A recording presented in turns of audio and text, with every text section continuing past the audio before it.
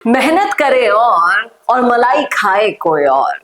OMR sheet घोटाला बहुत बड़े सवाल खड़े करता है, जिसके बारे में हनुमान बेनीवाल पहले भी बता चुके थे और उन्होंने एक और महा घोटाला एक्सपोज कर दिया।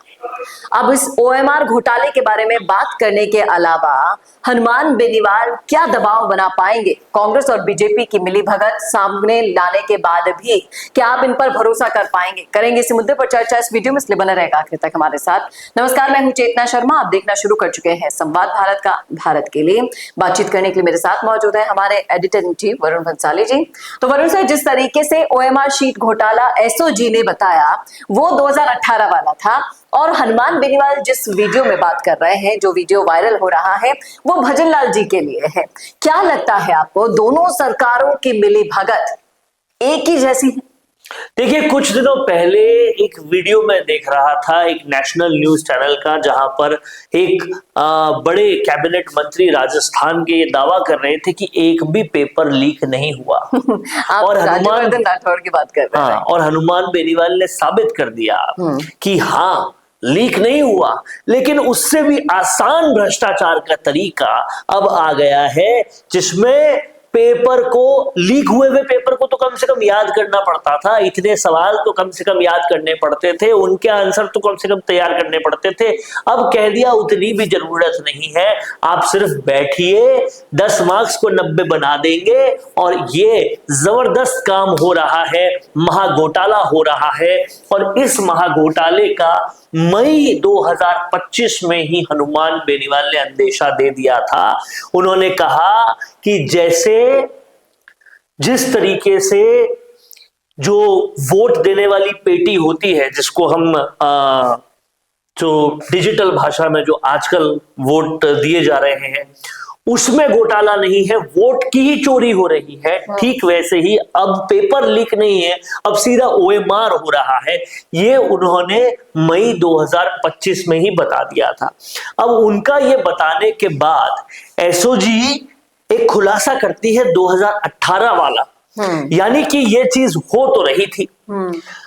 अब एसओजी ठीक वैसे ही काम करेगी क्या जैसे गहलोत सरकार में करती थी, कि तब की सरकार के घोटाले नहीं बताने? अगर वो है तो फिर 2025 में भी कुछ हुआ ही होगा। जी, डायरेक्ट 9 नंबर लाने वाले को 259 नंबर मिल रहे हैं।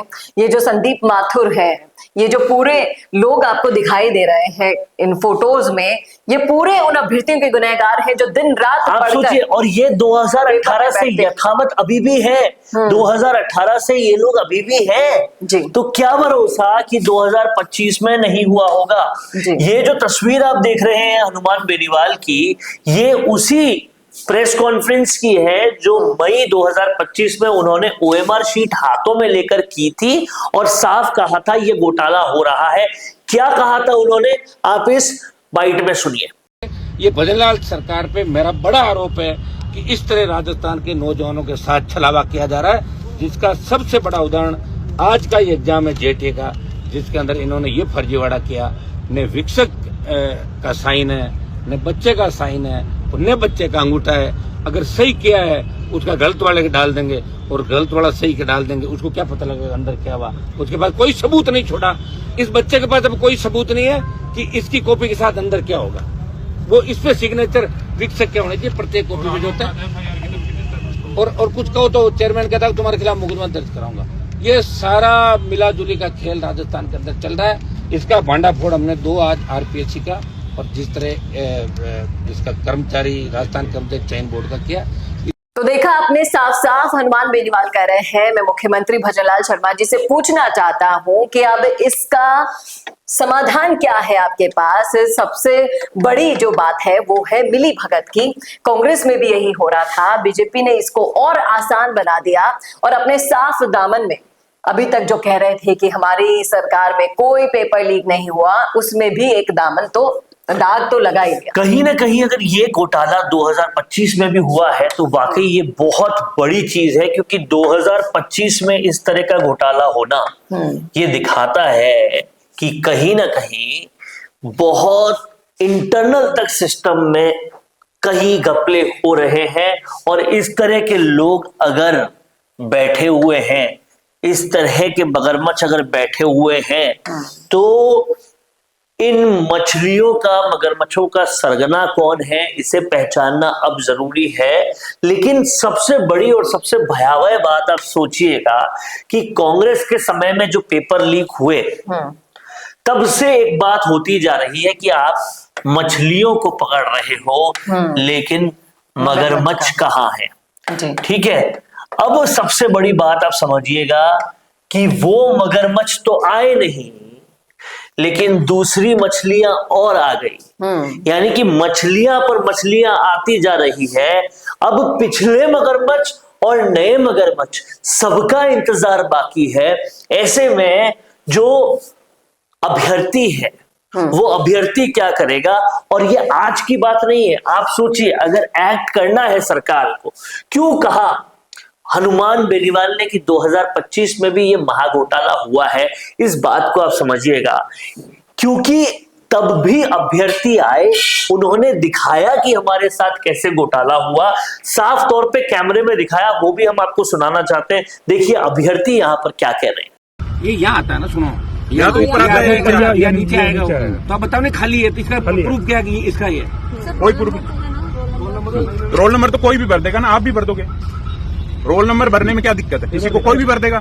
लेकिन आप सिग्नेचर करना, हम लगाना, वो सब नहीं हो पाएगा। और विक्स का सिग्नेचर वही तो होगा, रोल नंबर से क्या, किसी पेन से भर दो। तो ये तो खुद पीड़ित बता रहे हैं, इसमें छुपाने वाली बात कहाँ है। और उस पीड़ित ने बता दिया 2025 में, फिर भी एसओजी घोटाला खोल रही है 2018 का। अरे 2025, हाँ 2025 का घोटाला कौन खोलेगा? या तो फिर आपको नहीं लगता कि ये टाइमिंग बिल्कुल वैसा है, जब एसओजी 2018 के घोटाले की बात कर रही है, उस घोटाले को छुपाने के लिए जो ओएमआर शीट वाला घोटाला अभी चर्चित बना हुआ है।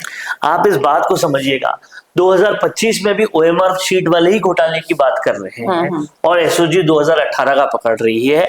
इससे एक बात प्रमाणित हो जाती है कि जो बार बार कहा जा रहा है जिसकी सरकार है उसके घोटाले नहीं खोलेगी पुलिस, वो बात अब पूरी तरह से प्रमाणित हो रही है। पहली बात। दूसरी सबसे बड़ी बात हमें यहाँ पर यह समझनी पड़ेगी कि जब पीड़ित खुद आके बता रहे हैं कि ये घोटाला हुआ है भाई, तो उसकी जांच कब और कहां होगी? 2025 में बता रहे हैं, 2026 तक भी उसकी जांच नहीं हो रही, 2018 के मामले की जांच हो रही है। ये सोचिए 2018 से 2026 में आप 7 साल बाद 2018 का खुलासा कर रहे हैं, तो 2025 का आप अनुमान लगा लीजिए कब होगा। अब सबसे समझने वाली बात यह है कि किसी फिल्म के एक सीन की मुझे याद आता है, जब वो कह रहे थे कि रेप के आरोपी की सुनवाई तब होती है जब पीड़िता को मरे हुए 5 साल हो जाते हैं 80 साल का होकर। यही वो बातें हैं कि 2018 की अब हो रही है बात, और जेल में कब जाएंगे कब बताएंगे, 2025 की तो बात ही नहीं हो रही। पीड़ित खुद आकर बोल दिए, हनुमान बेनीवाल बोल दिए, फिर भी नहीं हो रही। और यहां पर पुलिस भी इसी तरीके से काम कर रही है। पेपर लीक को भी आप सोचिए कि रोडीलाल मीणा, हनुमान बेनीवाल, सबूत, गुनहगार सब सामने लाकर रख दिए, फिर भी 2-2, 3-3 साल तक पकड़ने का कोई भी नामो निशान नहीं है। तो ये बताता है। और इस पूरे मामले में ना कांग्रेस और बीजेपी भरोसा खो चुके हैं, वहीं हनुमान बेनीवाल ये भरोसा जीत चुके हैं। यही वजह है कि जो थर्ड फ्रंट है ना, वो थर्ड फ्रंट इसी वजह से आगे आएगा। वो थर्ड फ्रंट जो है वो अपना कहीं ना कहीं नाम इसी वजह से बनाएगा कि बीजेपी कांग्रेस दोनों एक ही तरह से काम कर रही है। तुम पेपर लीक करो, हम ओएमआर करेंगे और आसान करा देंगे। और जितने भी पैसे वाले लोग बनना चाहते हैं सरकारी पद पर, वो किसी न किसी तरीके से आसानी से नौकरी पा जाएंगे। नौकरी पाना, पैसे दो, नौकरी लो, ये हिसाब और आसान बनाते जा रहे हैं। पहले याद करने पड़ते थे पेपर, अब वो भी छोड़ो, सीधा ओएमआर शीट से नौकरी ले लो। देखना वाकई में दिलचस्प होगा कि सब कुछ क्रिस्टल क्लियर दिखने के बावजूद भी आप क्या फैसला करते हैं, किसको अपने लिए चुनते हैं। क्योंकि अब तो शायद नाम भी लेने की जरूरत नहीं है, सब कुछ आपके सामने है। बशर्ते घोटाले के बड़े मगरमच्छ कब आएंगे वापस, इसका तो भगवान ही मालिक है। आप और हम सब उम्मीद करते करते थक चुके हैं, लेकिन मिली भगत का भांडा जब बहुत बढ़िया तरीके से फूटेगा तभी शायद वो बड़ा मगरमच्छ सामने आएगा। क्या कहना है आपका, रखिएगा जरूर राय कमेंट बॉक्स में। कैसा लगा वीडियो बताना ना भूलेगा और ऐसे वीडियोस के लिए देखते रहिए संवाद भारत का, भारत के लिए। नमस्कार।